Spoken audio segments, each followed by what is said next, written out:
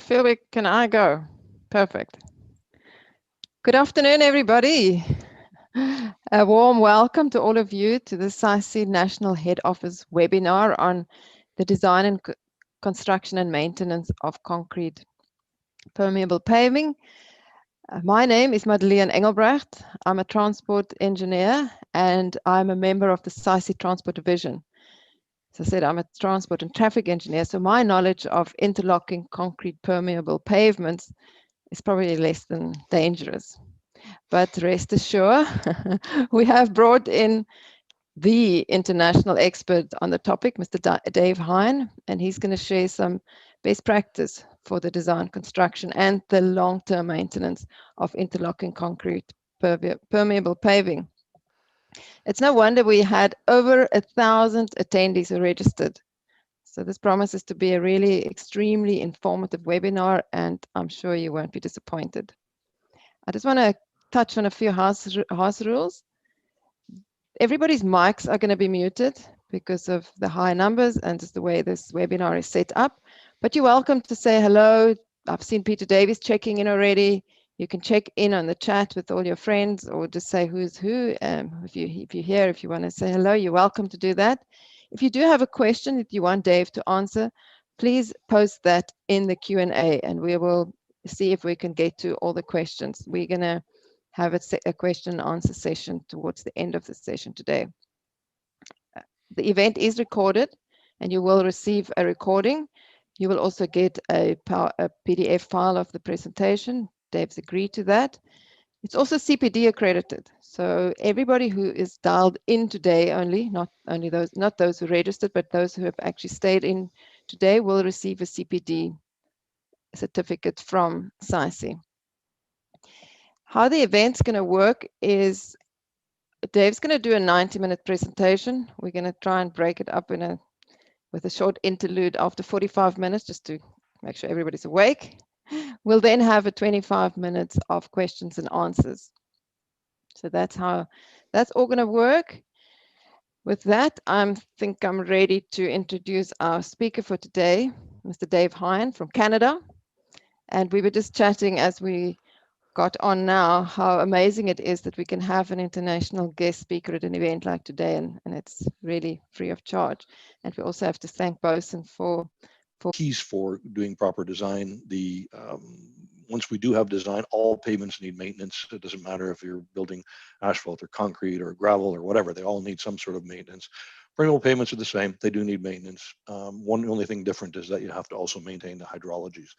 And then we'll talk about, have some questions at the end, and I'm sure we'll have some interesting ones, and if we can't get to them all, we can probably take care of them after the session. So with that, I'm just going to begin talking about the problem. And so permeable pavements are not something that the pavement engineers have driven. It's mostly stormwater people that have driven this. And so architects, landscape folks, stormwater engineers, we've always been wanting to help. We always had to control our water, particularly in urban areas, because we change what happens when we start to urbanize it and we make hard surfaces. And so this is a picture from the southern area of Toronto, the Don River going into Lake Ontario. One of the largest sources of fresh water in the world, and we can't have this kind of stuff, obviously. We have a thing here called the Flood Resilience Toronto project on the go right now, and literally hundreds of millions of dollars being spent to prevent that. This happened, I was in Boston, Massachusetts, when they got half of their annual rainfall within 12 hours.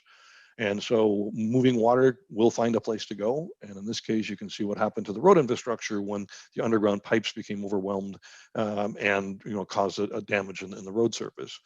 Water quality is a problem. This is Lake Ontario. This is where I live in Toronto, Canada. And the water that you see coming out of there into the lake is coming from the Humber River.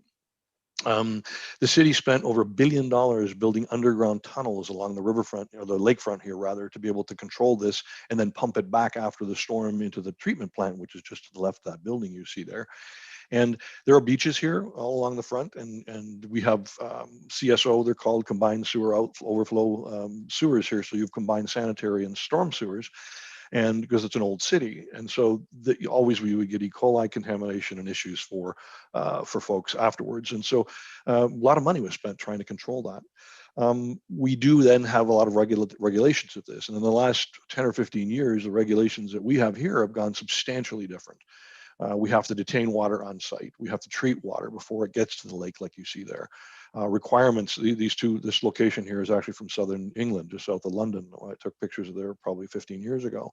And so all of this subdivision has all permeable pavements in all parking areas, all driveways. The roadways are actually asphalt. And there are no catch basins. There's no underground drainage. There's no underground piping anywhere here whatsoever. The UK has got some excellent guidelines on permeable pavements. They call them SUDs. And so you deal with the water where it lands, as opposed to what we used to do is put it into stormwater ponds and let it run into the lakes and things like that. So the goal here basically, well, first of all, permeable pavements, the oldest one I could find in Canada was in the early 1900s. So this is not something that is new. We built a lot of these things back in the 1970s. They were mostly looked like concrete blocks turned on their side. And the real push of these in North America has been, or worldwide actually, has been in the last 20 years. And so when we have soils that are sandy in nature, we're able to get our water back into the ground. Where I happen to live here, we get 90% of our drinking water from the ground. The subdivision that I'm in, my house does not have any runoff from my house.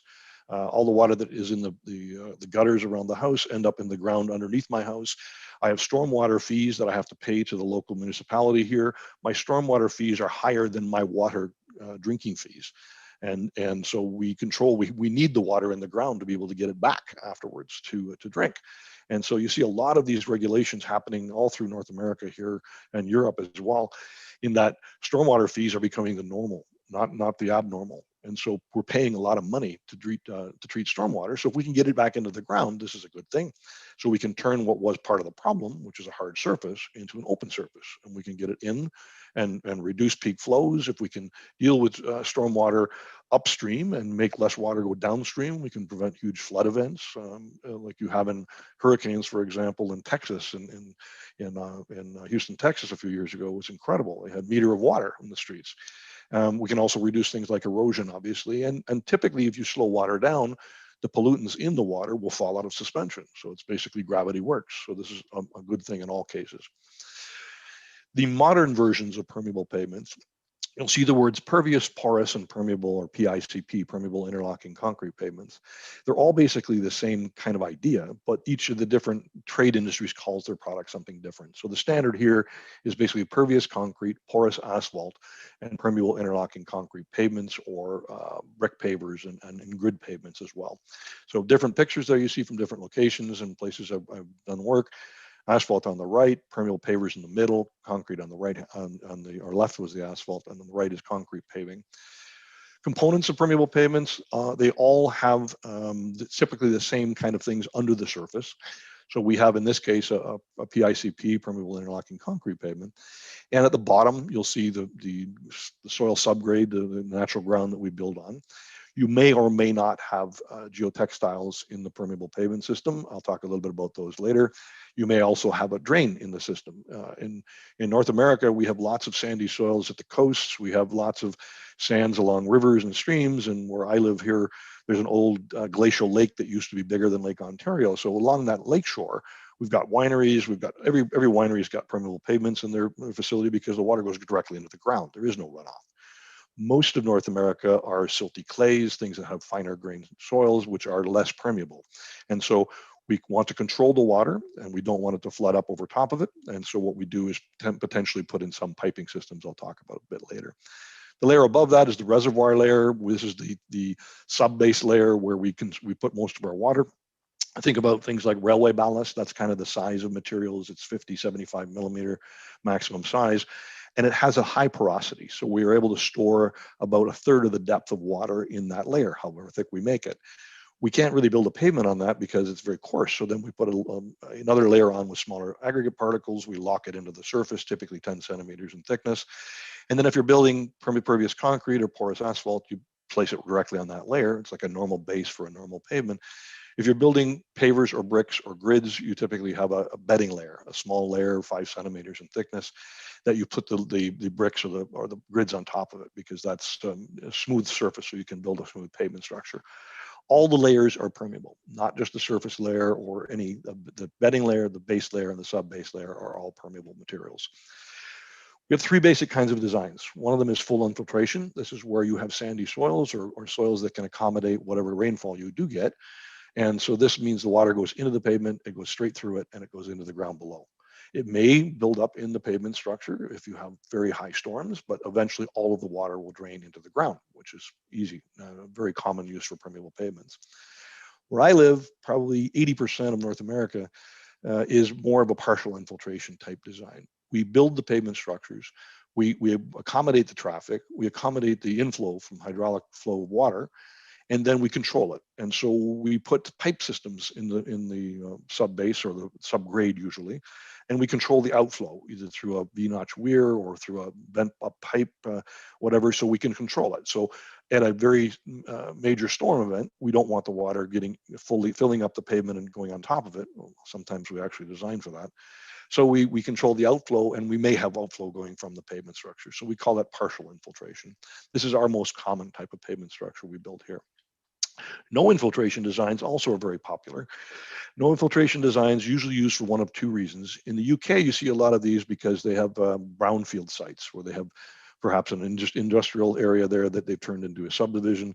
And so they don't want water, this groundwater, or the grounds underneath may have some low-level contaminants in it. Excuse me. And you don't want water flowing through that and moving those contaminants. So they'll put a liner at the bottom. Liner is typically polyethylene, and you basically, also this is very commonly used when you're trying to save the water and use it for something else. And I've done a number of these designs. In fact, the Olympic Village in Vancouver in 2010 incorporated capture, stormwater capture, put it in an underground cistern, use it to pipe water back out and feed the plants. And so it's a part of the whole system because they won't allow any water to leave their actual site, their actual construction site.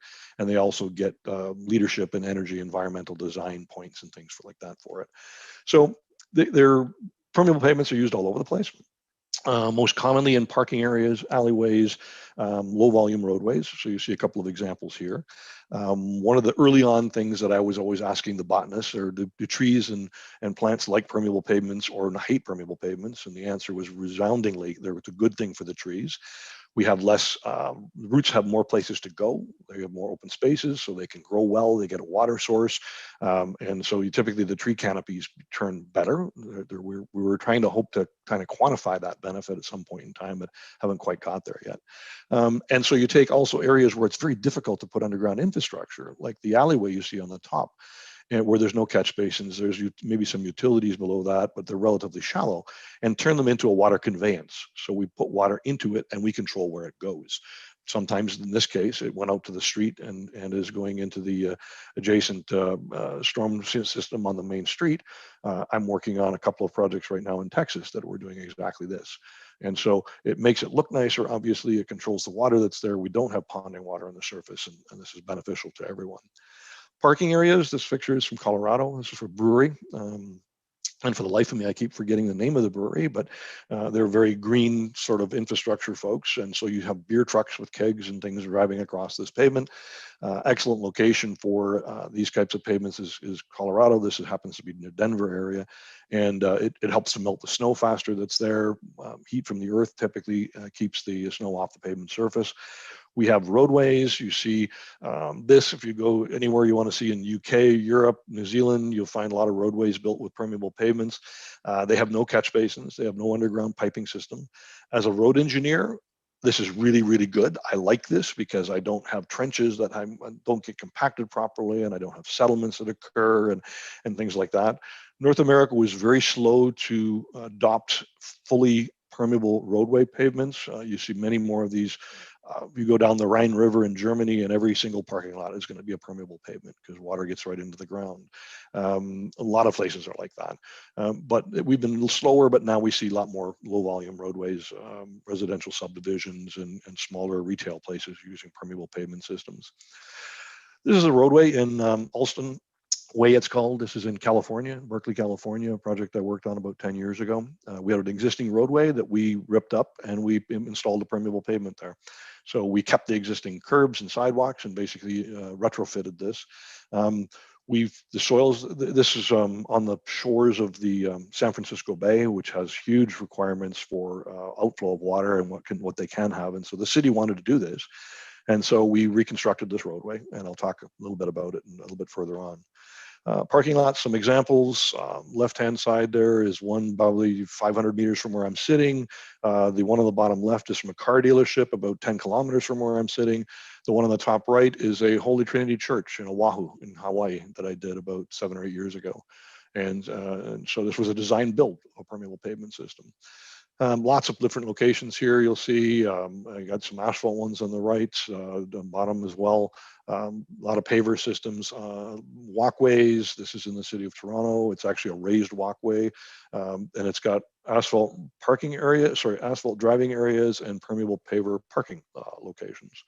More walkways, lots of different places. There's some concrete on the right from North Carolina and some other from Florida on the left. The opening slide was the one you saw on the right. That's from a alleyway in Longmont, Colorado. Again, probably about 10 years ago. So a variety of different kinds and styles and shapes and sizes and things like that. And they really help to upgrade the neighborhood when you do things like this. This was the long one on the right was on both sides of the downtown roadway where all the parking was behind the retail buildings. And so this cleaned up the area and made it wonderful for people to look at. Or in combination. So you've got regular pavers on the left on the walkway, and you've got permeable pavers between all of the tree pits, between all the tree locations. So lots of different places to use this. Again, more walkways here. Driveways, people's houses. We see a lot of these now because many of the municipalities like mine here is giving you stormwater credits back on your stormwater fees if you have permeable surfaces on your home. And so I said, mine, all of the water that lands on the roof of my house goes in an underground storage basin, basically under my house. We have rain barrels in my backyard. We've got permeable pavers in my driveway, and it cuts down almost 50% of my stormwater fee costs. So it's worth it to me. It makes my house look great. We use the water. I can't believe how expensive the water is here compared to where I lived in Toronto. The water prices I'm paying here are 5 times as much as the Toronto area because all of our water comes from the ground as opposed to Lake Ontario. Other ones, a few other kinds of permeable pavements. These are grass blocks on their side with grass in the surface. Not very permeable. Because you see green does not mean water goes in. If the grass is growing, it would be organic material underneath there. It would have some soil in there, and those reduce the permeability. So while these are popular old permeable pavements, you don't see very many places building these much anymore because they really they don't have a very high infiltration capacity. This is a house I rented on the beach in North Carolina. Sandy soils underneath, everything is permeable pavements. Where my wife takes the cat, the veterinary driveway, all of the water on their site leaves across this driveway and infiltrates before it gets into the drain system. So lots of different types of them. First important thing with permeable pavements is not every site is suitable for a permeable pavement. And everybody has to remember that. And so there are not that many people who do design work like I do in particular for this kind of thing. And so I always get people all excited about wanting to build a permeable pavement for a bus transit terminal in Dallas. And so not typically a good location for it. I'm not saying you cannot, but I'm just saying that, if you want to have success of keeping it as a decent pavement structure, you probably want to look at the site location. And so we always determine, whether or not a site is suitable for a particular area for a permeable pavement. So in this particular case, this is prone to flooding a lot. Maybe the permeable pavement can help the situation. And so we do like the adjacent shoulders of the roadway impermeable to take some of this water away.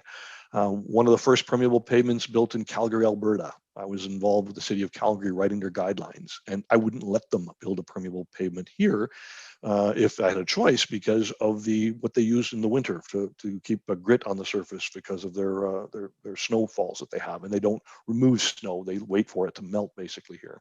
And so we changed the rules basically as to the site selection. Somebody found a location, thought it'd be good, and didn't really think about it very much.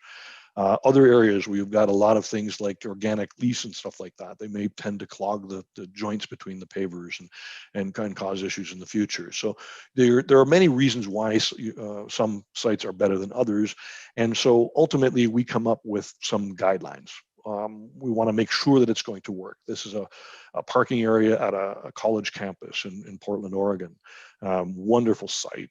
Combines both permeable and non-permeable surfaces. It's got supplementary drainage, so if there's too much water on the surface, it goes between the curbs. It gets into the underground drainage system afterwards and infiltrates into the ground. Ultimately, we want to make sure they're going to work. So one of the first things that we did with the ASCE guideline, as well as the ASCE book on permeable pavements, was identify things that are keys to a successful project. And so ultimately, we got to understand where water is going to go. Water will find a place to go. People will drive things wherever they want to drive things, big trucks and all kinds of different things. And so we need to understand those conditions as engineers to be able to design this so that it's going to work. In this particular photo, you're seeing a bunch of railroad rails that were put in as a cattle guard kind of a system to knock the dirt off of the winter sand off the vehicles' wheels as they drove into the parking lot, so we wouldn't contaminate the parking lot. Very simple feature. It alleviated the problem you saw on that roadway I showed you a few minutes ago. We have to be cognizant that it's a permeable pavement. The contractor has to understand what the guidelines are to prevent contaminants and things like that. So we need to have people that understand the construction to be able to build them properly.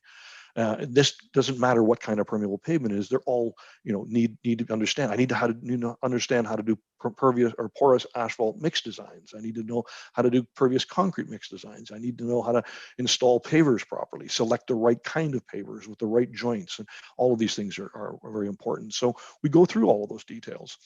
On the left-hand side of the bottom, it's the craziest permeable pavement I designed, and it was for what's called the Battle Command Center in Colorado Springs, in Colorado, United States.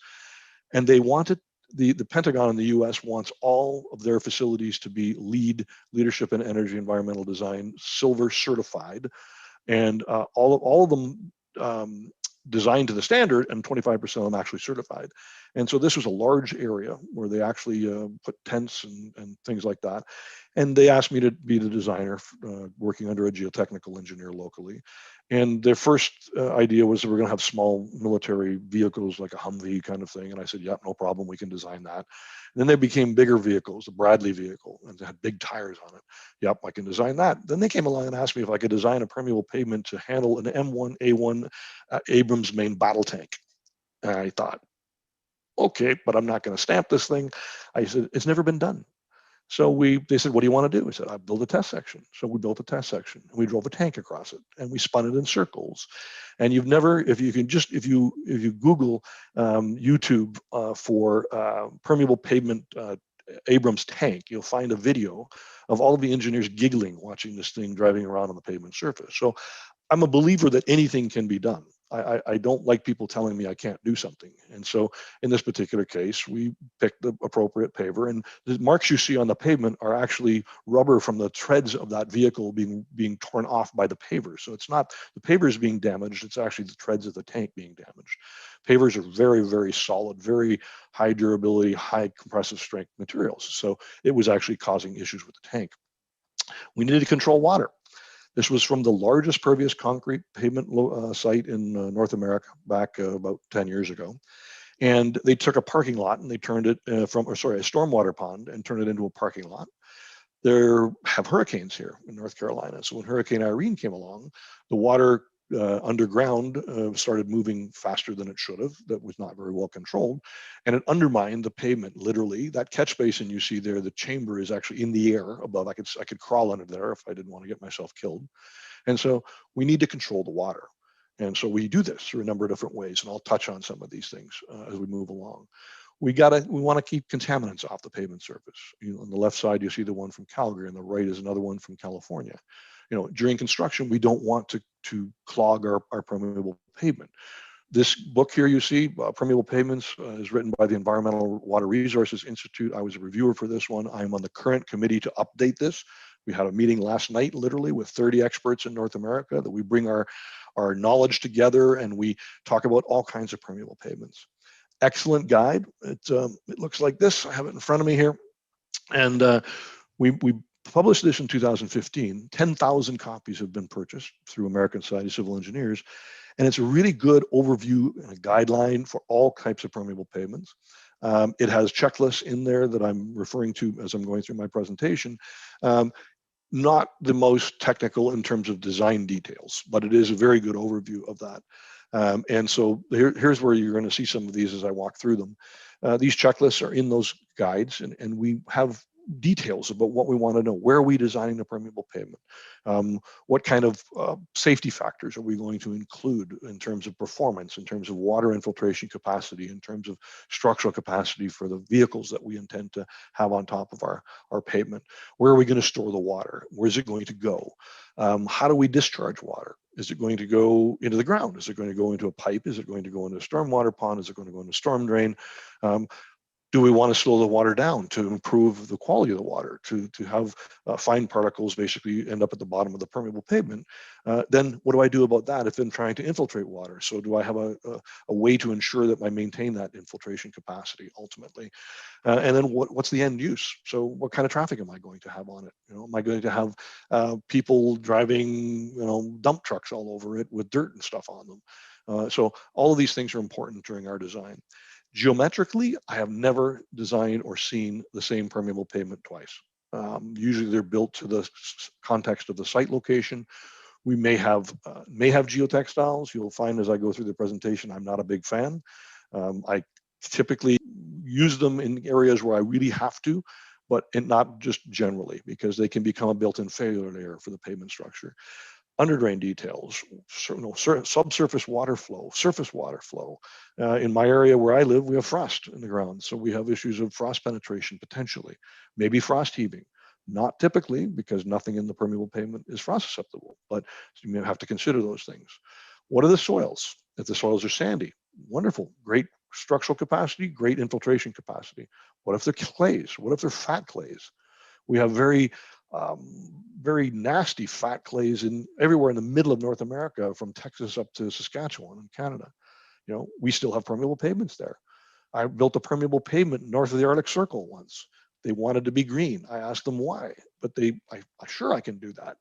I built a 6-meter diameter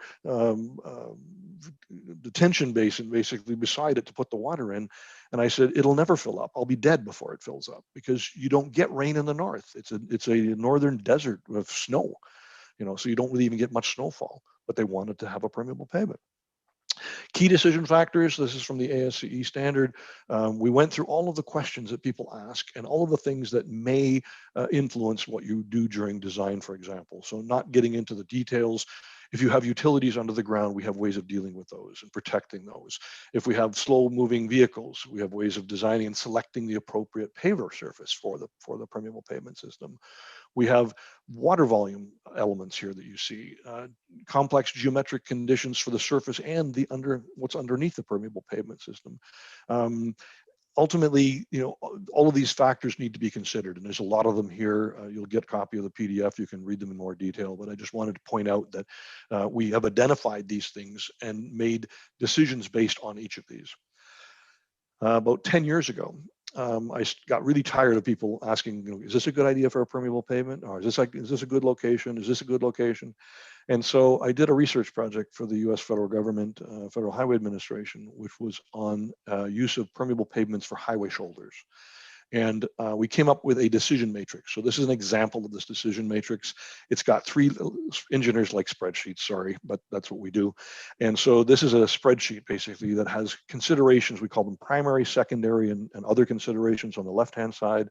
We have those questions I just showed you in the slides on the right-hand side, with A, B, and C being, a higher risk or a no risk, a middle risk, a high risk, for example. And all you do is you go through and you pick drop-down box, and you end up getting a color down the bottom right-hand corner that says, is it a good candidate for a permeable pavement? Could it be done? Or should this not be a candidate for a permeable pavement? And so this helps me to explain to people about why I think a site is a good candidate or a poor candidate. And this matrix, this one was done for the highway shoulders, but I do separate matrices like this for urban municipal roads or parking areas and things like that. So I call it a screening guideline, basically, to give you an idea if it works. And so we look at things. So this actually came from the project I did in Berkeley, California. Alston Way. The city gave me 8 locations where they wanted to build a permeable pavement, and they asked me to look at them and look at their suitability. So I drove around, made some notes with them all, came back to the city council, explained why none of them would be suitable. And they said, well, why? And I explained. Finally, I said, okay, tell you what, I'm going to document this and explain to you why it's not a great candidate. In the ultimately, we went through this matrix, and here's the results. This is the actual results. And they had 8 original locations. You see that they've got points there, the totals ranging from 47.2 to 70 something, 73.2. And you only see one that has a yes beside it. And so that's basically our criteria. Was it was more than 75 points, it got to be a yes. And so then they have finally understood it all. So we use these things to determine whether or not it should work or not. I have 3 projects on the go right now in Ottawa, Ontario, close to where I live here. And they selected all 3. One was a park, one was a library, and one was a community center. And at the end, I rated the community center such that it was not a very good candidate. And so they've used other LID type things to handle stormwater there, but the other 2 we designed as permeable paver surfaces. So they're going to be constructed this summer. And then I did another porous asphalt project in Quebec, which ended up selecting a library parking lot as well. So these are very useful tools to help you to understand whether or not you should or should not consider something for permeable pavement. And like I said earlier, though, I truly believe that just about anything can be designed. With enough time and money, whatever, you can pretty much accomplish anything. Permeable pavement design, we'll talk about this a little bit. I'm not going to go into great detail. I'm going to kind of hit the highlights here, so at least to give you an understanding that there are good design procedures out there for permeable pavements. There are guidelines that are developed by the different trade organizations, agencies like Interpave in the UK is the one on the left-hand side. The National Asphalt Paving Association from the US is in the middle. The permeable interlocking concrete pavement is in the bottom, you see there. And you also see the ASCE standards. Many agencies have their own requirements for stormwater. It's just it's crazy in North America because every US state and every Canadian province does their own rules and regulations. And also in terms of things like drainage. It's while there are national standards, everybody has something on their own. So we typically have to accommodate different elements that are related to the structural design as well as the hydrologic design. The structural is pretty straightforward, and we've got good tools for that. The hydrologic is just frustrating sometimes because of the different things that people use. And they're using large tools and computer programs that are built primarily for large sites like whole entire subdivisions, and they're adapting them for a small parking lot. And I have one of these that's just driving me nuts right now in Texas, in San Marcos, Texas, for the same reasons. So lots of good things. In the ASCE standard, we decided to demonstrate basically a design flow chart. So on the left-hand side, you have structural design, relatively simple. We use something different in North America than you typically see in other locations, but I'll touch on that later. Hydrologic on the right-hand side, there's always a design storm. There's always contributing water from the area around the permeable pavement. We always have to infiltrate it. So we have good tools for this as well, certainly. But ultimately, the goal here is to design a pavement that is just thick enough to handle the traffic and just thick enough to handle the water. And then we optimize that. And so when we optimize the pavement, it's going to be the least expensive of them. Excuse me. Simple structural design, I'll just touch on this. In North America, we use what's called the Astro design procedure for pavements. It's being modified for all different agencies that do this, and it's not hugely popular worldwide, but it's simple. It was based on what the Americans designed for the interstate highway system. So it was adopted here because people understood that design process, and so that's why we went with that originally. And this is more than 10 years ago now, probably closer to 15 years ago. We need traffic data. For any pavement designer, you need to have traffic data. And we don't care about the cars and the motorcycles and the mopeds and those kind of things. We care about the trucks and the buses. So the delivery vans, the larger transport trucks, the bus systems are the pavement killers of the urban environment. We need to know about those vehicles, how many they are, what their weight categories are, perhaps what their axle load spectra is, their what they call ESLs, equivalent single axle load count is for those vehicles. So we need to handle the traffic data. I mentioned we look only at buses and heavy vehicles, and in the Astro procedure, we do what's called an ESL. In the 1960s and late 50s, early 60s, when this was designed, they came up with this equivalent single axle load value, which was based on the legal axle load limit in the state of Illinois, where they built a test track back in the 1950s. And so they standardized it on an 80 kilonewton axle load. Our axle loads in Canada are higher than this, and certainly yours are, and certainly they're in Europe and other places as well. But that was the standard for them. And so what we would do, and we knew that it wasn't a linear relationship between load and damage, and so it was a exponent 4 type formula. So if you have overloads over the 80 kilonewtons, if it was 160 kilonewtons, it wouldn't be 2 easels, whereas 80 kilonewtons would be 1 easel. It would be 50 easels. So it was again a polymeric polynomial type expression. And so if it was less than 80 kilonewtons, their standard, it would be much less. So we count these up basically on the vehicles. We look at classes of vehicles. We make estimates if we have to. We have actual traffic counts if we have them. We want to use these for our traffic input. Then we have resilient modulus. Pretty much every pavement design procedure on the planet uses a resilient modulus for the materials, but many use surrogates for the resilient modulus tests. So this happens to be a standard test in North America, Astro T307. You see a soil sample that is in a mold or in a contained mold there, and it's squeezed. When we squeeze down, if it squeezes out a lot, then it's got a low resilient modulus. If it doesn't squeeze very much, it's got a high resilient modulus. So that is the basic parameter for the structural design for the soils. You may see things like California bearing ratio, CBR. This was a poor man's resilient modulus test developed in California. The Army Corps of Engineers developed dynamic cone penetrometer, again, different tests. We now use a thing called a lightweight deflectometer as well. And so these tools help us to determine what the resilient modulus is. So that's our input value for the strength of the subgrade. No different than if we're doing a standard pavement design. But now we have to add subgrade infiltration design. So we have tests again, where we go out and use double ring infiltrometers and other types of infiltration tests to determine how much water are we going to be able to get into the pavement structure. Now, in this case, it's a greenfield site, so it's very easy to get to the bottom elevation of the subgrade, and we can do the test directly on it. When I was doing the one in California, it was an existing roadway. So we literally dug test pits in the existing road, and we measured the permeability. We expected something less than what we got. We were actually quite pleased that we had roughly 15 millimeters an hour permeability of the soil. And so that's our input values. Then there are some safety factors in the Astro procedure, the credible reliability and serviceability. Won't go into the details of what they do, but basically they factor up the easels to more than you design it for to make the pavement thicker if you want to have higher reliability. So they're basically safety factors. We take all of these values, the easels for the traffic, we take the subgrade modulus, we take the safety factors basically, and we calculate what's called a structural number. Structural number in this case is a dimensionless thing, but we need to put units to it because we're going to look at thickness in a moment. So this, based on that amount of easels and that subgrade and those safety factors, I need 63 millimeters of structural number of strength. And how do we get that? We get that by multiplying the thickness of the layer times its strength factor, or basically it's a factor related to the resilient modulus. And so in this case, in order to get 63 millimeters, I have to take paving layer, which is typically 8 centimeter paver plus a up 2 centimeter bedding layer, 130 total, multiply it by its layer coefficient, it's called, its strength value, and we get 39 millimeters. That's not 63. I need 63. So how do I make that up? I put a base layer in, multiply it by its structural layer coefficient. I get 6 millimeters. Now I'm at 45. Still not enough.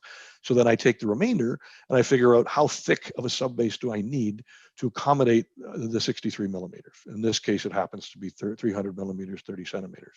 So that's it. I'm done. Structural design complete. And this is exactly the same procedure that we would use in this design procedure to be able to design a regular pavement or a permeable pavement either way. It's the same thing. So we thought this is kind of a little bit Mickey Mouse. And so North America is finally moving along to catch up with some of the other folks around the world, like South Africa and Australia and the UK, and going back to the roots of this whole thing, which is stresses and strains, and converting those stresses and strains to stress, to things that cause you to determine when the pavement reaches a status of failed.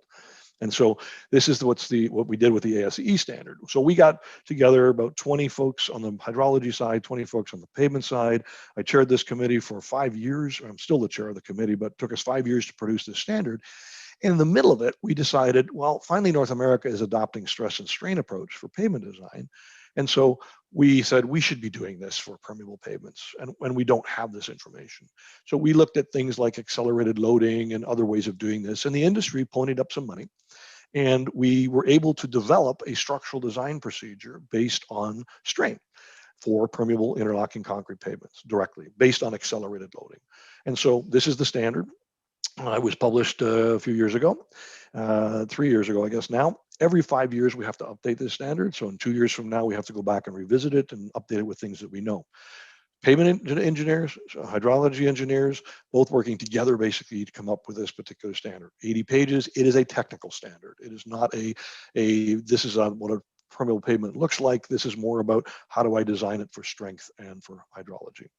We went out to California. We hired the University of California, Davis, built test sections of different thicknesses of permeable pavements, used one of these accelerated load facilities, which by the way, was actually manufactured in South Africa. And brought to North America. And we built different thicknesses of pavement layers. We did the best we could to design and construct this in a controlled fashion, installed strain gauges, installed stress plates, installed moisture gauges, and all of that kind of stuff. And then in the middle of a drought in California, we put millions of loads on top of this permeable pavement. Here's a quick example of what we found in terms of wet and dry testing. And we established a rutting criteria as failure of 25 millimeters, 2.5 centimeters from a straight edge placed across the pavement. And so we loaded it and loaded it and loaded it. And obviously the permeable pavement had different strength characteristics if the aggregate was dry or the aggregate and subgrade were wet. And so by using and doing both of these, we're able to combine the impact of loading. So a vehicle driving on a dry pavement is going to put different strain on it than a vehicle driving on a wet pavement. And so now we're accommodating the annual rainfall over an entire location. So the dry days and wet days, and combine them basically to come up with the criteria based on that 25 millimeter failure. So this is the results from a 650 millimeter base and sub base. We had 300, 650, and 850 or 900, I believe it was. We came up with design tables. We came up with an actual mechanistic approach using axial load spectra, and there's a tool that we developed basically to impose the rainfall on the pavement structure and accumulate for any failure mode from 20 millimeters, 25, 50, whatever you like, but standardized it in our standard. We don't like to have people using software because software can change things and whatnot. So this standard simplified it. It basically said, how many days a year are the pavement going to be wet? What is the strength of the subgrade in terms of resilient modulus? What is the traffic in terms of easels, in this case, on the left-hand side? And the table that you see in front of you basically are the thicknesses of the subbase. So this includes 8 centimeter paver, 5 centimeter bedding layer, 10 centimeter base layer, and then the remainder you select from this table. And so these are the tables that went into the actual standard. A design example, just to show you briefly how it kind of works, is that we look at the easels in this particular case, the traffic values, we look at the subgrade modulus, we calculate the number of days where there could be standing water on the top of the subgrade or in the pavement structure, basically. And then we apply our stress and strain factors to accumulate the amount of rutting that occurs. So again, not to go into great detail, you need to have some basic information about your storm data to figure out how many days your pavement is going to be wet. So these are things that come off the internet, for example, and we calculate this. We calculate the number of days there could be standing water on the subgrade surface.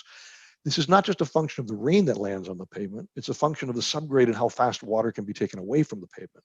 And so we have to accommodate both of those two elements to come up with this ultimately 25 millimeter in terms of 25 millimeter rutting. So you look at the pavement structure, I'm designing for 200,000 easels. I'm designing for 10 to 29 days when the pavement could be wet, interior to the pavement structure, standing water. I look at the subgrade resilient modulus in this particular case in terms of its CBR and resilient modulus and MPa, megapascals, and it tells me I need 315 millimeters of subbase for this. And so that's my pavement design. So this is what the ASCE standard does. We then took a tool that was developed for the Interlocking Concrete Pavement Institute called Permeable Design Pro. And I was the author of this and the designer of this system for the ICPI folks. And this was a tool that was intended to take the standards, both the Astro standard and the ASCE standard, and to combine them together with hydrology so that anyone can do a permeable pavement design. So this thing has been in place now for 12 years. I think we've had this published, and we've included storm databases for Canada, the United States, and New Zealand. I've done one also for the Philippines, and ultimately Bosun has talked to us about potentially updating this for storm systems or storm requirements in South Africa. And so we combine the two together with each other. It's a simple software program. It can be taught to anyone. I teach water resources folks, and I speak water resources, I speak architect nowadays and everything else, and so we can actually design the pavement structures. So this is basically looking at things like catchment areas. Where's the water coming from? In this case, I've got water flowing from the park onto the red part, which is the roadway. I've got water flowing from the sidewalk, which is the green portion at the bottom, onto the red, which is the permeable pavement on the roadway. And I've got water falling on the roadway itself. And so we combine all of those catchment areas and the water that falls on the pavement to be able to, that's our water inflow. So we need to know about that. And so this is a site drainage analysis that on the middle, it's telling you what's the rainfall. It's telling me my contributing area runoff. On the right-hand side, you get details of the depth of water in the pavement every 6 minutes or every less than a minute. You can choose whatever kind of time frame you want, and it'll track all of it. So we're doing water balance literally every less than a minute for the permeable pavement going out to 7 days long. So it's easy to be able to do this. And then we have criteria. We have a safety factor here. It says, don't let the pavement get more than 85% full. And so that's why you see that kind of magenta orangey area at the top. It says, don't let it go past that. I'm plotting in this situation, the 2, 5, 10, 25, 50, and 100-year design storms. And this one happens to say now, based on your design inputs and your factors, that this pavement will accommodate a 50-year storm period without overflowing the pavement or getting more than 85% full. Yet the pavement will handle a 100-year storm, but there will be water in the upper pavement layers, probably in the paver layer itself as well. Tons of details are coming out of this. Everything is documented. Everything is, all the equations are in here. All the grids that you have, all of the water balance, you copy, paste them into an Excel sheet, produces reports, produces details on the permeable pavement system. And so it's been very successful. And again, more than 10,000 copies of this has been used out there, and it's not very expensive. But it has to be adapted sometimes to the local folks and what they do in terms of their rainwater systems and values and things like that. The New Zealand folks, I did workshops for them years ago in different cities throughout New Zealand, and I adapted it before I went there to use their new rainfall data that has safety factors in it based on climate change that's coming up. And so they were impressed. I was able to do that. So it's not that difficult to make some of that happen. This is a link to the software. If you just type Permeable Design Pro in Google, you'll find the thing anyway. All right, so that's enough about design. Design is a little more detailed than that, and I do longer sessions, certainly just focus on design and case studies and things like that. But to give you at least a taste of this, I'm going to get a little bit into construction now. So this is obviously extremely important. I am a geotechnical materials engineer that used to own one of the best materials testing laboratories in Canada. I am a construction guy. I'm on a one-man retired show now to try and teach people how to inspect construction, because mostly people are stupid, quite frankly. And we have gone so far backwards in our quality of our construction work in North America, at least, that we don't even have people that understand how a paver works, or how you make an asphalt mix design, or how you ensure that you're going to get a decent permeable pavement. And so training is always important. And a lot of the work that I do now is actually become the inspector or the trainer of inspectors and do training courses for people for all of the things you need to look for. And it's mostly conventional pavement stuff with a few twists based on the permeable pavement. So key things for construction is that one thing is we need to keep the site clean. What you see on the left was from a brand new parking lot in a college campus, where you couldn't even get into the parking lot, and the people that were doing the landscaping were dumping soil on the permeable pavement. No one told them that this was what it was, until finally one of their foremen came over and asked me.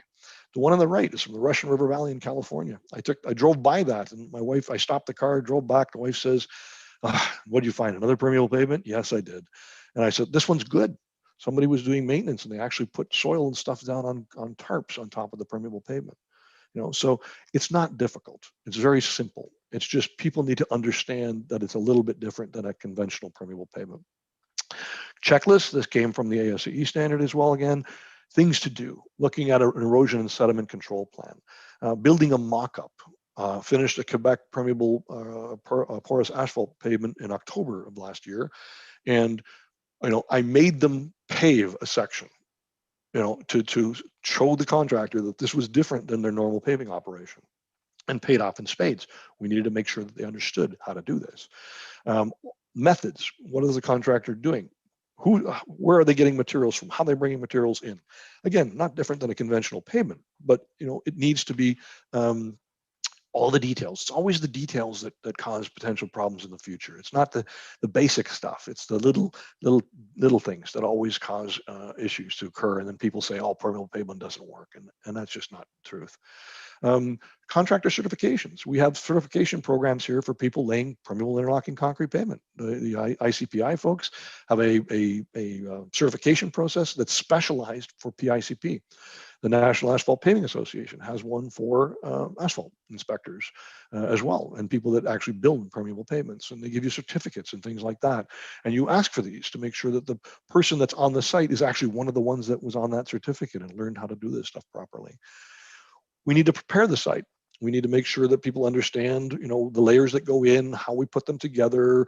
You can't do little bits and pieces of this and that. When you do the surface, you do all the surface, not just a little small piece and then add another piece and another piece. And this was one of the problems I had with the Olympic Village site, because everything was piecemeal.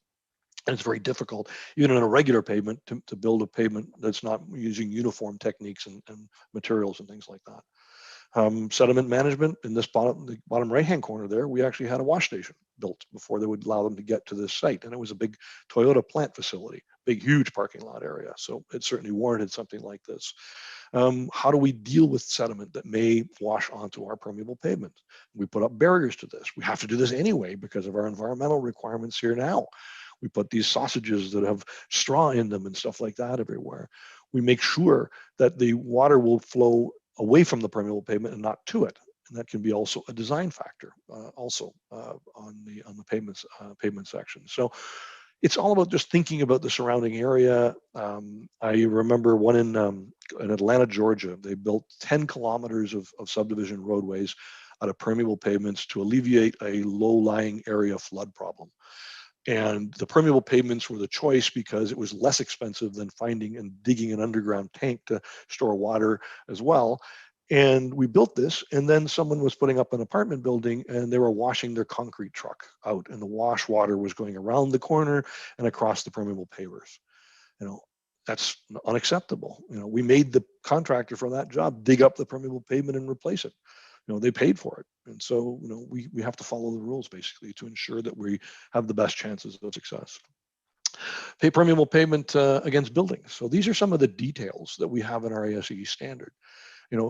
Can people say you can't build a permeable pavement within 3 meters of the foundation wall? Well, I say crap to that. How can I build a alleyway on a behind houses and things like that when it's right up against the foundation? So we have details in the ASCE standard that we got from people who have been doing this for many years, and we then codified them into this ASCE standard. And so this is how we protect the walls if we need to. We look at things like downspouts and drainage things coming off of roofs of buildings. And typically we do not want water to flow directly onto our permeable pavement. It may wash away the joint material that's in it. It may cause undermining of it. So we have underground systems basically that takes the water from the top of the building and then distributes it in a diffused fashion underneath the pavement, inside the pavement itself. So lots of good details there. Subgrade preparation. This is one that's kind of a little bit controversial in terms of the fact that in the early days, at least, I would see specifications that said, you build the permeable pavement in the subgrade, don't compact the subgrade, take the fingers from a excavator bucket and loosen up the surface. And the reason for that was to promote water infiltration. I'm a pavement guy. if you're going to not compact your subgrade, my pavement surface is going to start sinking. It's going to, you're going to get consolidation happening and stuff like that. And so I do not like this at all. I will always compact my subgrade properly like a normal pavement structure would be. If my subgrade is not very prone or open to infiltration, then I'm going to move the water someplace where it is more prone to infiltration, in an infiltration trench or other things, or a larger area. I may increase the area of the permeable pavement, and we built a golf course beside it. And underneath that golf course is an infiltration basin made of open graded aggregates that was an extension of the permeable pavement that allowed more water to infiltrate over a larger area. And even though the infiltration rate was low, we were able to get it in through the pavement structure. So lots of things like that can be done. So it's better than not compacting your subgrade. So I don't like that at all. We have things like check dams for slope subgrades. So in this particular case, we've got a situation where we've got on the left-hand side an alleyway again, and this was built in Richmond, Virginia, following UK specifications that used to use concrete baffles, basically. And I don't like these because they tend to reflect to the pavement structure afterwards, and they're expensive and things like that. So we learned how to make baffles out of an impermeable liner, basically, using the same aggregates we would use in the pavement structure. And so you see this case, you've got an aggregate. We put the baffle over top of it with the liner. We put some holes in the liner in some places to control a little bit of water to make sure it always goes away, but the water has to go downhill and then up and over the baffles that are under there. And they work extremely well and are very inexpensive to construct. This is the liner for the Olympic Village parking lots. And so in each of the parking areas, they put in an impermeable liner under the pavement structure to allow water to be captured. And those green pipes you see on the right were then taken to a cistern underground that was used to pump back and fill in the, basically feed the plants and stuff around the buildings. The only problem with this is I took that picture and I was watching this guy put the liner down, and the concrete curbs had some rough edges on the bottom, and he was puncturing the liner as he was putting it in. And I asked this guy, what's he doing? He goes, I'm putting a liner in. I said, well, what's a liner for? And he says, I'm not sure. I said, it's to capture water. And then he looks at the holes in the liner and said, that can't be good, right? That's right. That's not a good thing. They didn't connect the pipes to the liner very well as well. So it's important to have these details and not to destroy them during construction, for example. Geomembranes, use of geotextiles, I mentioned, I'm not a fan. They are very difficult to use during construction. I don't like them within the pavement layer itself. I will put it at the bottom to separate the larger stone from, say, wet, clay subgrades, because I don't want them to mix with each other. It reduces my structural capacity. Picking the right one, they need to be protected, the liners, during construction. So sometimes we actually put the liner down and then put another geotextile on top of it to protect it when the aggregates are being placed on top of it. We may wrap utility lines and things like that as well. So lots of different ways that we can make this work. Under drains, you saw in the early graphic I showed you, there was actually a drain in the pavement layer itself, and I don't do that anymore at all. We put the drains in the pavement structure in the subgrade, in the top of the subgrade usually, a low point where water is going to go to, and then cover it with an open graded aggregate, and it's narrow enough so that you can actually drive a construction vehicle across it without damaging it. That way we know they're not going to be damaged during the compaction process of the subbase and the base layers. And so you see the guy there on the right hand side socketing it basically into the ground. So that typically will work a bit better. Key construction features, again, these under drains, they need to have an outlet, they need to have a slope to them to make sure that they're moving someplace. You need to make sure the pipe spacing is sufficient to allow, we design the number and sizes of the pipes to handle the water that's in the pavement structure specifically. So that Permeable Design Pro program will allow you to determine whether you're using a corrugated pipe, a smooth pipe, a 100 millimeter diameter, 150 millimeter diameter, what the slope is going to be, how far the water is coming to the pipe system, how many pipes I have in there to take the water away, and all that kind of stuff. So that's the underlying portion of that. We also like to do this. We put some observation wells in the pavement structure. And so this is basically to determine what the depth of water is in the pavement, which is easy, and to take samples for environmental testing of the water quality, for example. The one you see in the picture in the photograph in the top is actually in pavement one. I don't like those because they interrupt the pavement surface, and you put little pieces of paver around them. The one in the middle where it says outside the pavement is my preference, and we have both of these in the ASCE guide. But I prefer that one because it is exactly the same thing. It just offsets the location of the access point. And so it's not going to disturb my pavement. It's going to be in the grass beside it or something like that. It is top of the hour right now, so this is going to be a forced 2-minute sit up, stand up, get things shaken in your legs or whatever you need to do to at least take a short break so I can not sit all the time today. Hey, there we go. Awesome. Yeah, a little bit of stretching. I need to do that too. I do a lot of training stuff and end up sitting here and then I can't stand up after that. You know, it's really kind of difficult to make that happen. So, all right, so we'll continue moving on here. So observation wells, great little simple thing. I have seen brand new pavements that are poorly designed and they're full, and I lift the lid on it and I can see the water coming out of the drain pipe there, the observation well, which is obviously not a good thing either. The materials that we use. The next 2 photographs were sent to me by a colleague in California, in North Carolina. And the aggregates that we use, we want decent quality aggregates. We want them typically to be angular. We don't want them to be rounded. We want them to be relatively clean, low fines content. I'm moving water through the pavement structure. And so I usually calculate, based on the fines content, how much material is going to end up moving through the pavement and explain it to people. It is literally, hundreds or thousands of kilograms of material. And I'm saying that's probably not a good thing to put in a permeable pavement. This colleague asked this guy if the aggregate were washed at the quarry. Yeah, yep. The driver says, yep, they washed the aggregate. So he says, let me see. Raise your bin in the back up a little bit. I'm going to get some water and I'm going to spray it over your aggregate, and I'm going to look at what comes out the back of your tailgate. And this is basically colored, pale colored material, which obviously has lots of fines contents in it. So he takes this and tells the guy to go back to the quarry and get me some stuff that was actually washed. So ultimately, the aggregates that we use, we want to use locally available materials always.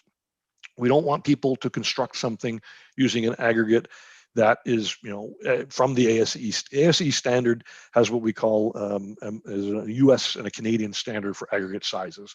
And so in the US, you call it ASTM number 8, number 9, number 89. Each of those has a different gradation. In the ASE standard, we talk about the physical material properties and all of those things that we want to have. But if I ask somebody in Canada for an ASCE or an ASTM number 57 stone, which is a kind of a 25, 30 millimeter aggregate size, they won't have no clue what I'm talking about. And so, some people have got them to make something like that. So they would specially crush it, and you don't want to do any of that. You want to use local aggregates, local specifications. You want to select materials that are going to meet the requirements of the permeable pavement. And I change my aggregates all the time. I always want to see what do you have for rail ballast. When people are building railways, they have rail ballast. I use that a lot for my sub-base layer. My layer below is usually an open graded, similar size aggregate with maybe a little bit of grading to it. I've looked at some of your specifications and see some materials there with concrete materials from a concrete plant are very good in the smaller aggregate sizes, particularly for the jointing materials or the bedding materials. I've looked at your asphalt specifications and the lower, not the surface layer, but the lower layer below, the coarse portion of that, so the kind of 4 or 5 millimeter and higher aggregate gradation is perfect for the base layer. And so I always want to have something that's local because it obviously is going to have the least cost associated with it. When we compact it, everybody uses, or most people use, a standard Proctor maximum dry density developed by Proctor out in California back in the 30s or whatever it was. And ultimately, you cannot use a nuclear density machine that you poke the rod into the ground because the open graded nature of it, you're going to get all kinds of variable results. And so we started by establishing target densities, and we would use a nuclear density gauge in its backscatter mode. And so we'd do a couple of passes, we do a test. We do a couple more passes, we do a test. We specify the rollers or the plate compactors and the force that they apply to the aggregate materials. And so we would go again, do a few back and forth, and we'd check to see, is the density changing more than 20 kilograms per cubic meter? If it is more than that, then we're going to go and do a couple more passes, and we establish how many passes you have to make. We don't want to over compact it. We don't want to put too much vibratory compaction in it. I like to vibrate the first pass or two. And then after that, no more vibration. The aggregates are not like normal aggregates because they're open graded. And so the rocks each touch each other. And if you really pack them down, they're going to pass by each other and they're going to grind each other up basically and generate fines. So we don't want to do that. That's not good. When we were doing the test section in California, we started using a lightweight deflectometer, an LWD. And so we added this to the specifications. In the ASCE standard, we have guide specifications as well. And we talk about the Proctor method kind of thing with the test strips. And then we also talk about the alternative compaction testing using one of these guys. And there's been a lot of research on this here. And actually, I would specify this all the time pretty much. It's much faster, easier, can do more tests. And it's much more uniform. And uniformity is what we want. We really want uniformity of the compaction material. If we don't have uniformity, we get things like this. This is a settlement near a pharmacy in the US, where the concrete area was a pad for handicapped folks, and then the rest of the parking stalls were permeable pavers. And you can see the settlement in the corner because obviously they didn't compact very well. We want to deal with transition points. We don't want the transitions to be at low areas because low areas are where the water is going to go. And if you can't get the water into the ground, it may pond on your pavement surface, obviously. We want to make sure that we are screeding the surface layer, the bedding layer properly to ensure that we're only putting down 40 to 50 millimeters, not 60, not 80, not 5, but 40 to 50. When we compact it afterwards, we want to make sure that the pavers all sit nice and tight down into the surface and not going to cause issues further down the road. Different ways of doing screeding. Larger areas you do like this. You may have a little bobcat here pulling a more mechanized screed. I've seen screeding of bedding layers done through a paver, a spreader, an asphalt spreader, for example. And so again, all of these details are things that we already know, and we just need to make sure people understand how these things work. Edge restraints. All segmental paving systems need an edge restraint. If it is a transition between something like asphalt and pavers, as you see on the top right, I like a curb, concrete curb. If it is a driveway, sometimes we use those plastic or aluminum edge channels you see on the left-hand side there, and he's basically screwing them into the ground below. We need to have those edge restraints certainly to ensure that we're not having movement. It's called a segmental paving system because all of it needs to work together. We need to have the proper pavers. We need to have the proper space in the joints. We need to have the proper jointing material. This is not like conventional pavers. We don't use sand in the joints. We want water to infiltrate through them.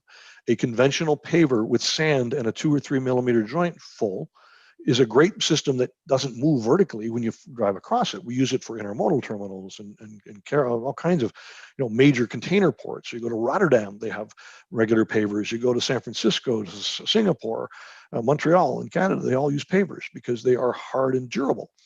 When we make them permeable, those are impermeable pavements. To make them permeable, we have to move the joints a little bit wider.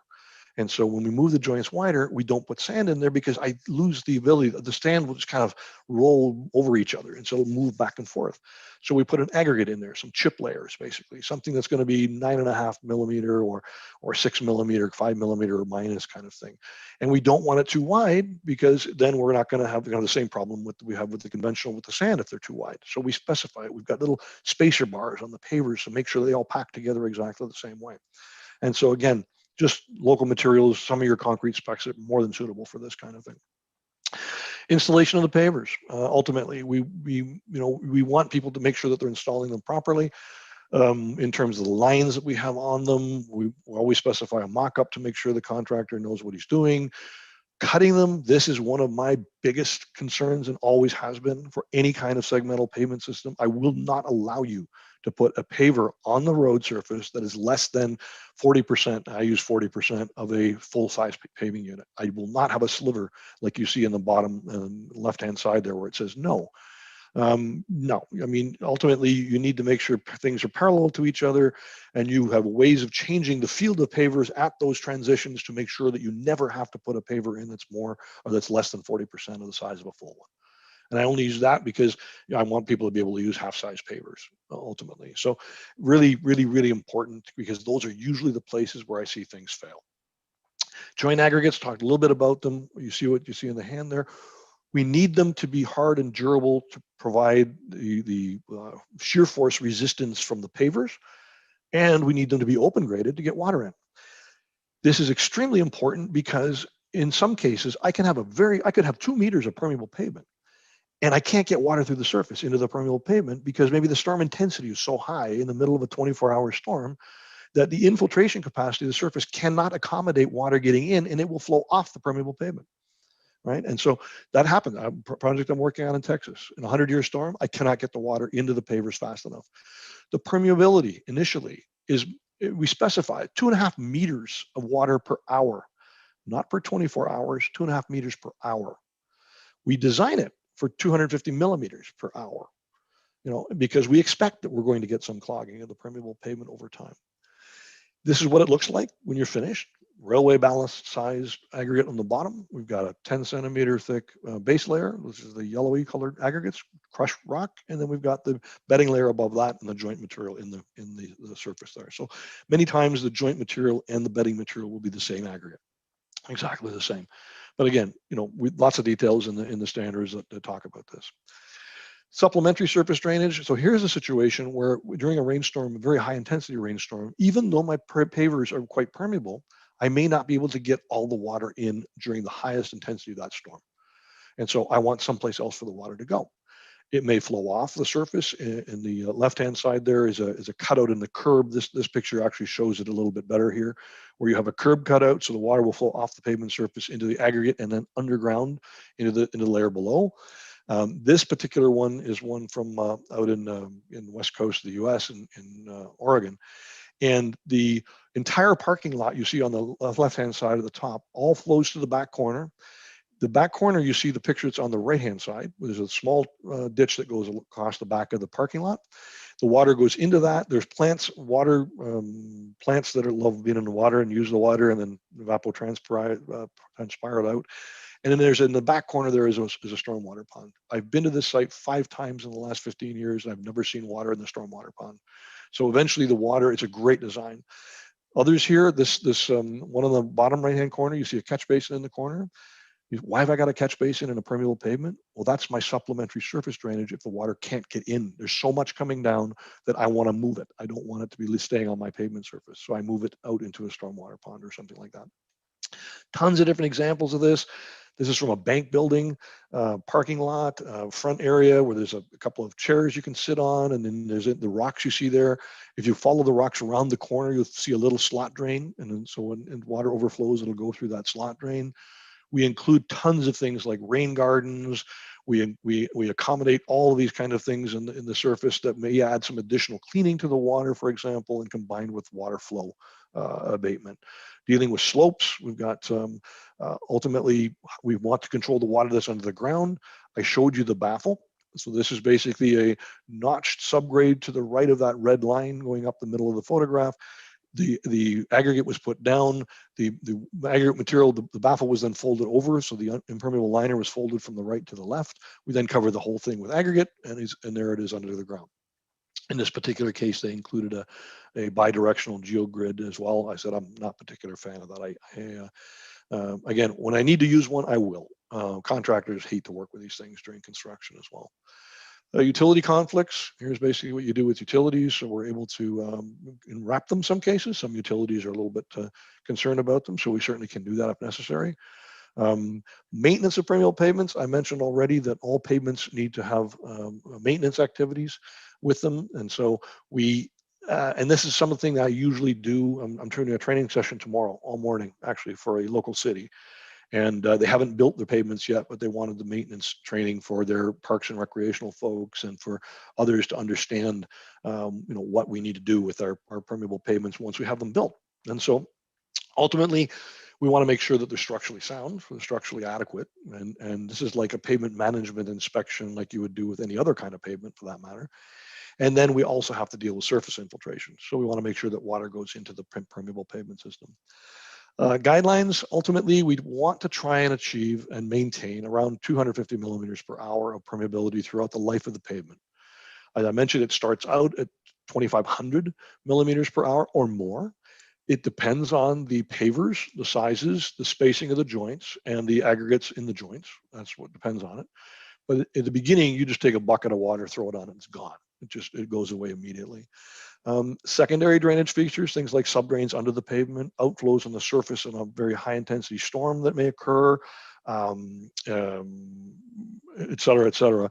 And there are pavement management type tools, such as ASTM E2840, which were designed and published to look at permeable interlocking concrete pavements. And I'm the author of that, in fact, the original author that submitted that to the committee for publication. So in that publication, we have basically pavement condition evaluation activities to calculate a pavement condition index for a paver or a segmental paver-based system. These are the elements: surface clogging, depression, rutting, faulting, damaged pavers, edge restraints, excessive joint width, joint filler loss, and horizontal creep. And then within each of those, there are some guidelines that talk about what you should do. And so surface clogging, ultimately, we go to the standards. We want to make sure that we're getting water going in. We've got standards to test them, including devices like this, very simple surface permeability test. I've done hundreds of these myself. We're taking a container of a known size. We've got some putty that we put on the pavement surface, and we pour water into it, ultimately. And depending on how fast that water leaves the pavement structure, you have an idea what the permeability of the pavement surface is going to be. The infiltration test for pavers, PICP, is ASTM C1781-13. And ultimately, we have monitoring programs that say, okay, for all those issues that we have there on the left-hand side, how often, what should you do, how should you repair it, when you should repair it, and what frequency you should inspect it, basically. And so this is what I'm doing tomorrow with this group in Ottawa, Canada, is walking them through more details than I'm showing you here. I don't have the time today to show you all the details, but ultimately, this is the kind of things that we put in place, and we train them, and we provide them with PowerPoint presentations and things like that, so they understand what is actually needed. In terms of surface cleaning, the thing, I said all pavements need maintenance. The ways of cleaning them or keeping them clean can vary substantially. And so we have what we call preventive maintenance, and we have restorative maintenance. These, what you see here, are primarily restorative maintenance items. So when you really screw up and it's 15 years later and you've done no maintenance at all, you want to restore the permeability, you need equipment that looks like this. There's a local professor here, Jennifer Drake at the University of Toronto, who's done tons of work on maintenance of permeable pavements. And her and I worked together on the ASCE standard as well.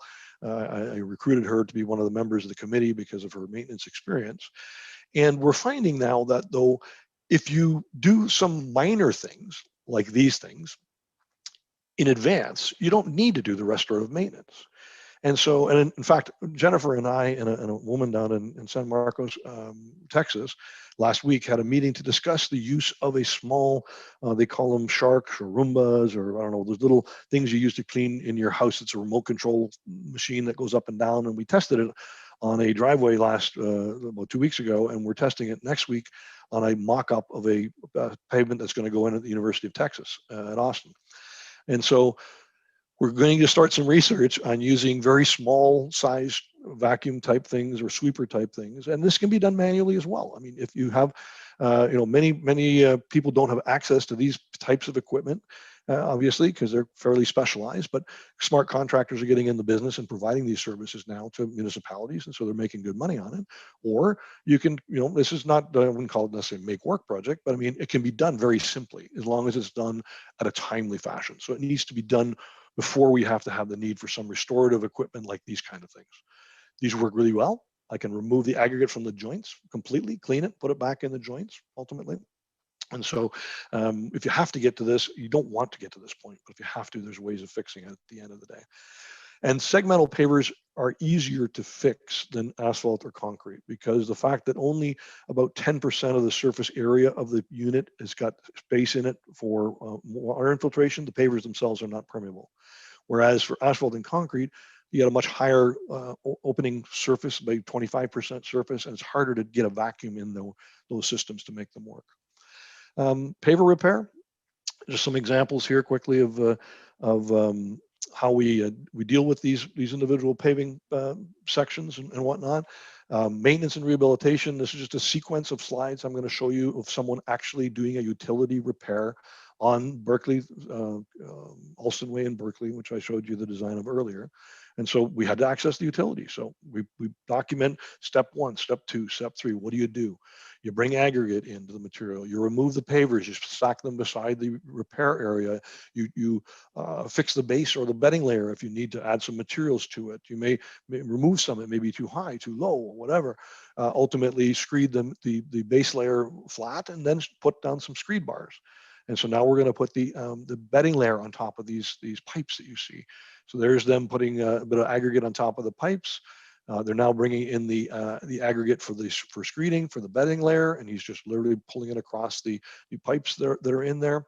Once they're done, they remove the pipes, fill in the space where the pipes were with a small trowel, return the pavers to where they belonged. Here's them taking a few more, putting them in, replacing them. The area is getting smaller and smaller as I go through these slides here. And ultimately, when you finish, at the end of the day, we're going to make sure that the last stone goes in. This is the important part. What went in, what came out, needs to go back in. And frequently, I'll see 1 or 2 of them still hanging around someplace. A contractor didn't, use up one of them. In fact, there's one you see actually in the wheelbarrow there as well, but it didn't come from this location. So ultimately, put our stone aggregate back on top of it, sweep it into the aggregate, and then clean up basically, and the final pavement surface will look like this. And so the right was the undisturbed, the left is the utility area that was there. Not like repairing asphalt or concrete, you'd never know you were there. So this is not very complicated in making this kind of thing happen. Utility restoration guidelines, ultimately we have to keep everything clean, and we don't want to have bits and pieces hanging around on the surface here. Ultimately, we want to make sure there's no debris left. All the aggregate needs to be in the joints is going to get into the joints. We want to make sure that we have areas that are parallel. If we're close to things like a curb, we remove the pavers that are adjacent to the curb. They're probably going to move during construction if not properly restrained. We don't want to make the joints wider than they should have been in the first place. And so ultimately, it's very simple. It's not complicated, step by step. And when we train this stuff, we explain to people how they do that. At the end, they think that's really not that difficult to do. And this goes, and the nice thing about it is that you don't even know that you were there. Utility cuts can take away a lot of life of the pavement system. And so we don't really want that to happen. If it's properly restored, there's virtually no cost associated with it. I actually am just finishing several research reports up right now on life cycle cost comparisons of permeable pavement systems. Utility user delay cost quantification, utility cut repair quantification. Another one I finished a couple of years ago was on the off-road benefits of permeable pavement systems. So this was, we have the ability to infiltrate water, but what are the other elements that are associated with it that save us money? And things like catch basins and underground piping systems and smaller storm smaller storm ponds, for example. Painting, we don't need to paint the pavement surface. We can use color pavers, for example. Installation of speed bumps or humps or whatever we call them. And the differences between doing that on a paving system versus a conventional asphalt or concrete system, and what are the life cycle cost benefits? And there's a huge spreadsheet that helps you calculate those. Just give me 1 second for a drink. Too much talking in a row with not much lubrication. Preservation recommendations and lesson learned. Just a few more pictures here to show you. Ultimately, we don't really want to paint the paver system. So what you see on the left, I took that one in the Netherlands, which was their handicap parking zone, which they made with colored pavers, perfectly fine. The one on the bottom there is from my project out in Hawaii, in Oahu, which was the Holy Trinity Church, where we had arrows because we had one-way traffic. And so a different color was used to designate the arrows. Not so thrilled about this simply because the edges, you can see there's some cut units on it. Markings going across for a crosswalk. Those are just colored pavers, colored permeable pavers, in fact, in that situation. Same roadway, centerline markings. You can see they've used a single band and a double band here of color paver systems. Bicycle parking or motorcycle parking in this particular case.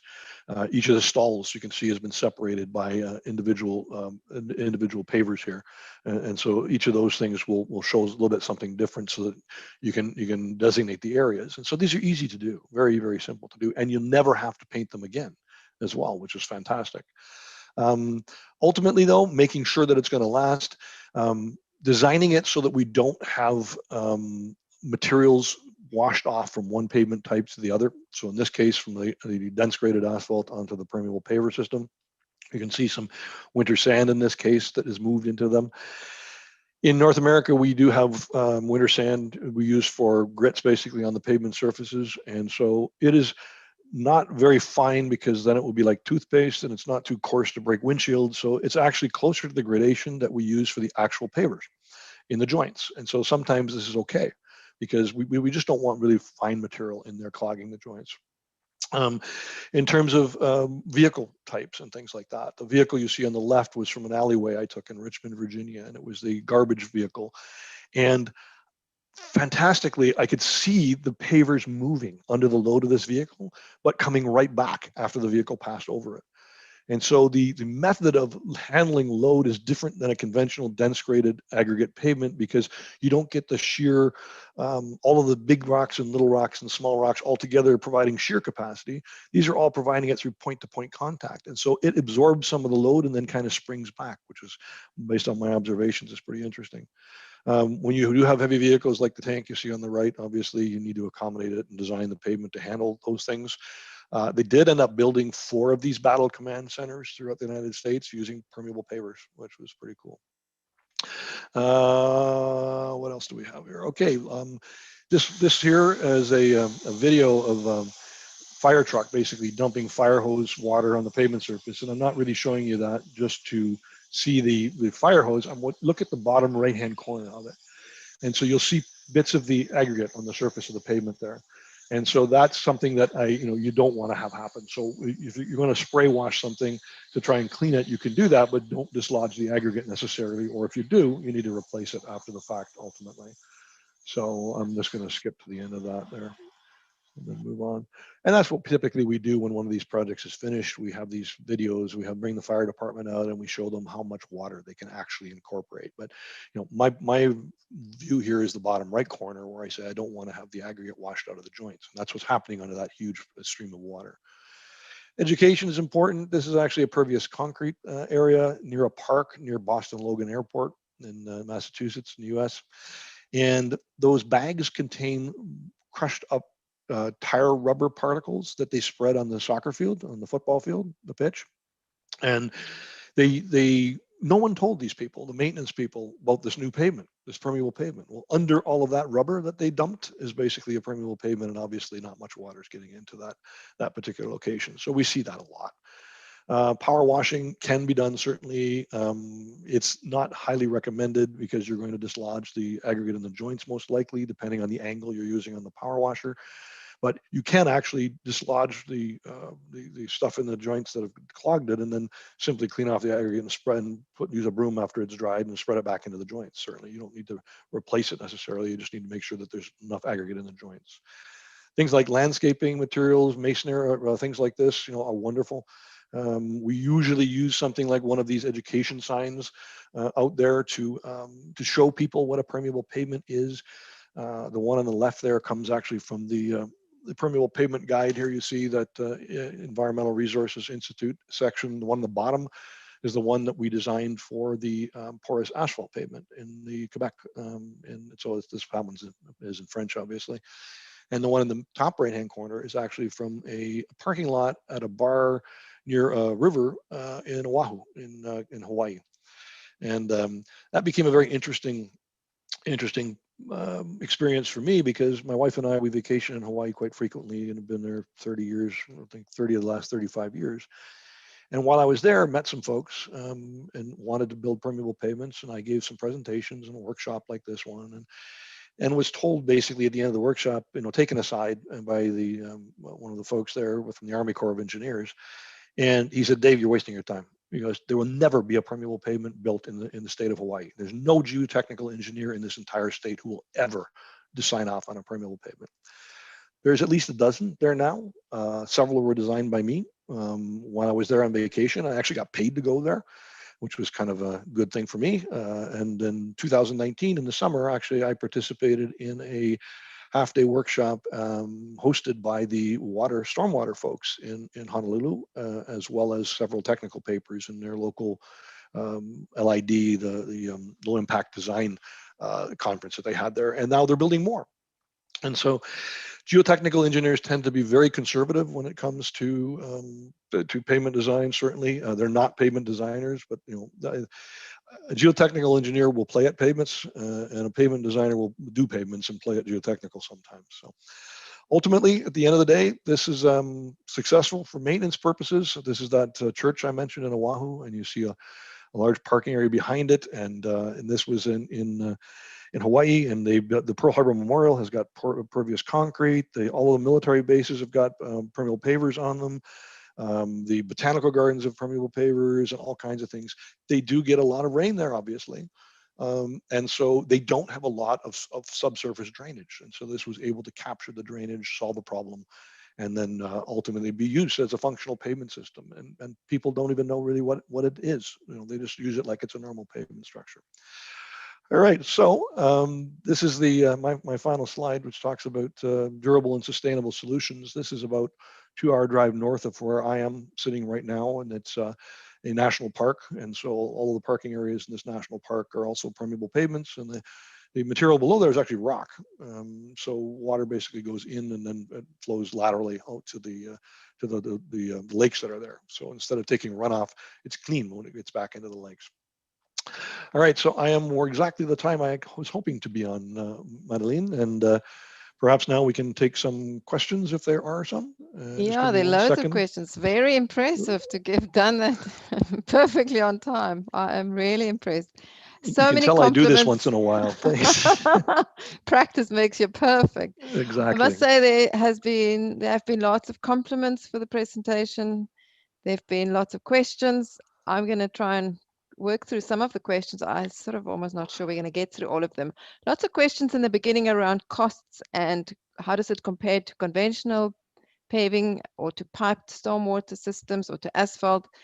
And I think you've answered quite a lot of those, but maybe you can just give a comment about the costs.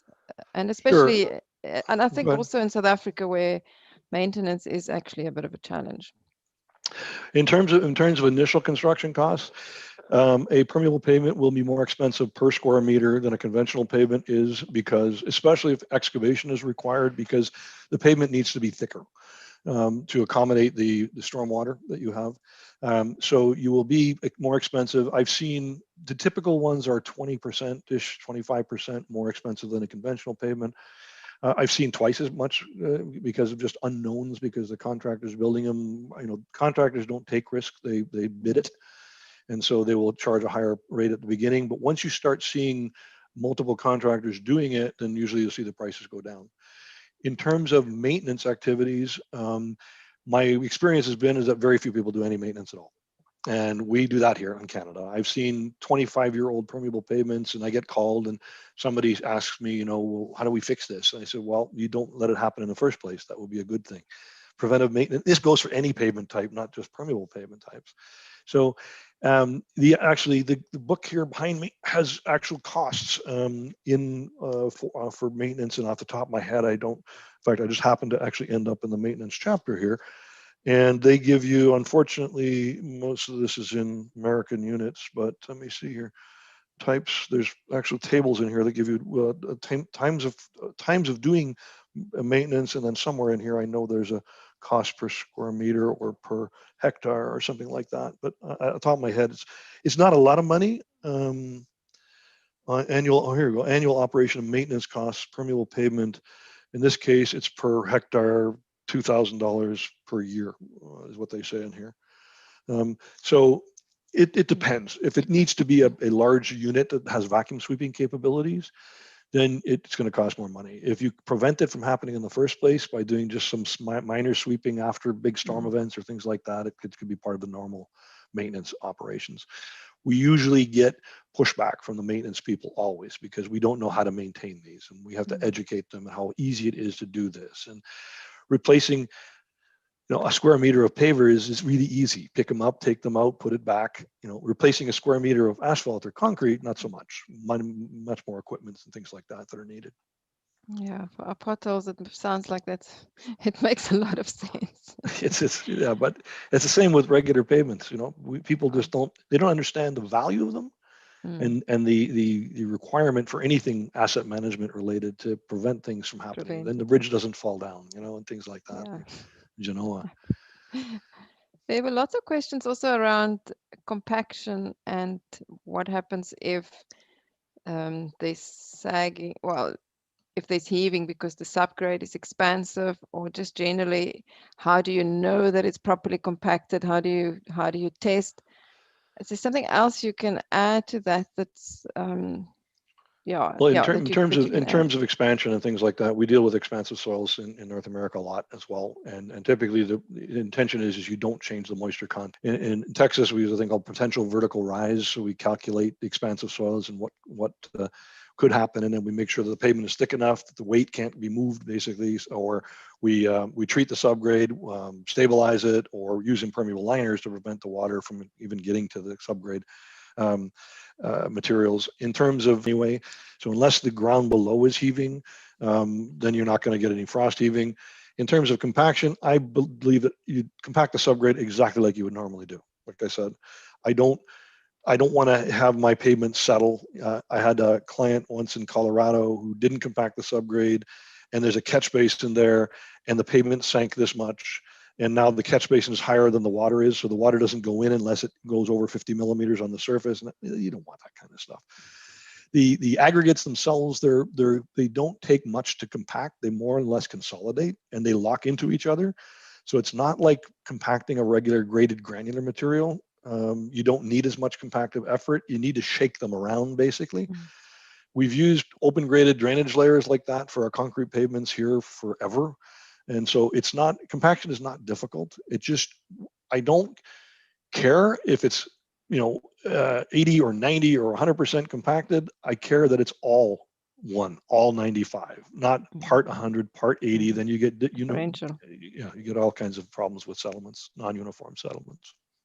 There's been a few questions about migration of the different aggregates into the different layers. There's been quite a few people about that. Does one just leave it? What do you That's actually a really good question, and we account for that in that Permeable Design Pro software using a choke criteria methodology developed by the U.S. Army Corps of Engineers. And so basically you are sizing the aggregates to ensure that they're not going to fall in the layer below. So in the graphic I showed you, the finished pavement, if I would have taken the bedding material and put it on top of the sub base, it would have all fallen through. It would be gone. It would just flow right through it. So we make sure that the aggregate sizes are properly sized using criteria developed by the U.S. Army Corps of Engineers. And it will give you warnings and tell you if your aggregates are not, when you put your gradations in, the software will tell you if warning you if there could be a problem or not. Some people would use a geotextile to separate them. I do not like that. Again, it could be a failure layer where it could clog and then my pavement doesn't work. And how am I going to fix that?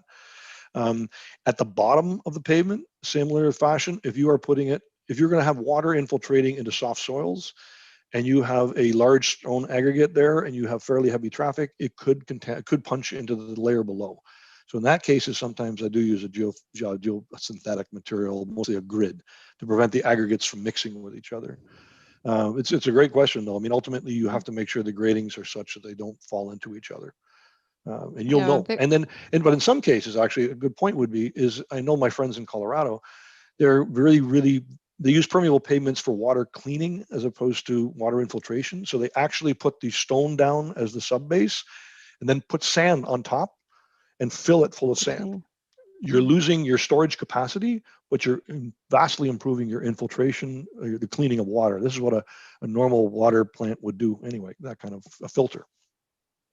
Somebody sort of said that the UK is very much recommending a geotextile layer for nutrient removal, and they they asked if you would agree with it, and then said they'd rather put a sump at the bottom of the pavers.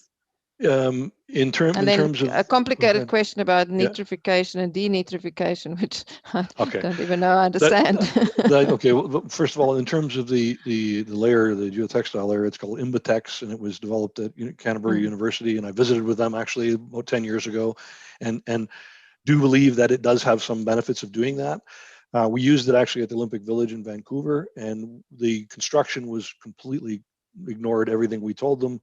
And it actually saved our permeable pavement, because after the Olympics, layer put the aggregate back and everything was fine. So it saved my bacon there, because they didn't, we were able to save the pavement. But ultimately, I will agree that from what I've seen and what I've personally seen in their labs and their operations, that you can do this. I mean, if that's your goal and you want to do that, you can. I'm not a big fan, as I said, of geotextiles, period, just because it's a difficult thing to deal with construction. It's a difficult thing to have it done right. It gets in the way of the contractor. It's that kind of thing. The question about the nutrients and stuff, that's not for today. There's a lot of work that's been done related to that, of removing phosphates and nitrates and all that kind of stuff from the permeable pavements. The U.S. The Environmental Protection Agency have got test sections on their parking lots in Virginia that have been doing this work. Jennifer Drake here in Toronto has been doing a lot of this, and I've got. If you want more information on that, somebody can email me. I can send you a bunch of reports. Let's just leave it at that for now. Would that be the same then related to salt water? Salt water Yeah. a bit different. No, it probably would be related to the same elements. I mean, again, I got stuff I can send people if they're particularly interested or want to have another conversation about that. I'm happy. Yeah, it feels to me like controlling the movement of the blocks, because of the spaces in between, Yes. because of rocking and that. I don't know if you want to expand anything there, or if you felt you've answered that already throughout. The importance there is the selection of paver type, quite frankly. There are 50 different kinds of permeable pavers manufactured by different folks all over the world. The majority of the equipment that manufactures this comes out of Germany or Japan or Korea. And I do have preferences, certainly, for different kinds of pavers, and they don't all work exactly the same way. There are different sizes, there are different thicknesses. I will never put a permeable paver down that's less than 8 centimeters thick. People have 6 centimeter values. I do not use those anytime, simply because I want a vertical face that's thick enough to provide that shear resistance between the blocks. Some of them have things that lock in underneath them. Some of them have these spacer bars on each side of them that actually lock against each other. If it is vehicular traffic, I'm very much more particular about what kind I want to use, and I try to specify what I want. The questions usually asked of me are, can we have red? And I can give you red pavers. That's my thinking. They don't ask me about the details or the technical part. They just said, can we have red? And I say yes. That's where I got excited when I saw the colors in the stripes. Yeah, I know. I sometimes I'm the bad man who says you can't have something for a good reason. And I have a project here I'm doing right now where they keep asking me, they want to turn fire trucks around in a circle. Yeah. And I said, you will use this one. And they said, we're going to use this one. No, that's not what you're going to use. Use this one. And then finally I said, okay, I'll just tell you what the consequence is going to be. The first time the fire truck drives around, you're going to push them all in circles all around, and you have to remove them all and replace them all. Oh, I guess we shouldn't use them then. Aha. Make the problem theirs. That's it. Make it theirs. You got it. I can give you the consequence. They tell me I'm taking away their artistic license. Yeah, that's fine. But this is what's going to happen. There was a question about using the standards in South Africa, but also the question on the tools, the decision matrix. Presumably the decision matrix makes that's a universal matrix that can be used anywhere, and you will share that as well? I can certainly share that. I said they're always different. I have a base version that I can share with folks if they want it. I mean, I usually change it for each project that I work on based on, in California, they were worried, I take the husk off the corn and they throw it on the pavement, or coconuts or whatever. And so, I have criteria for some of that, or bicycling, or I don't know. Anyway, I modify it usually and walk through the criteria with the agency before we decide, and then I apply it. And they can decide if they want to take a chance or not. Like you said, I tell them what the risk is, and that's all. But you can share it, certainly. In terms of the standard, I'm a standards guy. I like standards. I like good specifications. It's unfortunate that this world has the new specification. When I was growing up, specifications writing was a profession. There were spec writers. Now, I think the spec writer is called Google. And all I tell you is that please do not Google forensic works. And you go, well, you know what that says? And their specifications are poor. So you need to take advantage of your own local materials and own local specs and own local standards, and because people are used to those. And so that they need to use those. Okay. There were just questions also posted on Facebook that I've just got to go and find. Don't ask me because I'm not a Facebook guy. I wouldn't know. Yeah, well, now I've got to look for those. Maybe while I'm looking for those, there was a question about a recommendation to use this in a rural environment, because we have lots of rural roads in South Africa, and you get a lot of, sometimes in some of the areas, the high veld, you get a lot of big storms, and then you get big runoff. In rural systems, I've only seen it used as a conveyance, so I can't take water any other real way, and so to infiltrate water and move it from one place to another, like on the shoulder of a roadway or something like this. But as a pavement for the entire roadway, not typically. You don't typically see that. Yeah.